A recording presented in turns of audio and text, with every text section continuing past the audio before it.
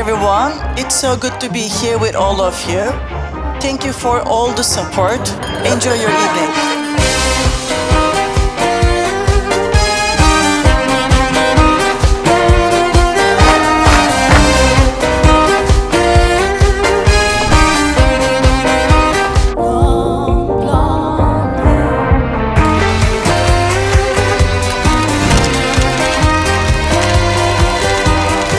Our chain consists of 12 hotels, and we divided our chain for budget hotels and more luxury hotels.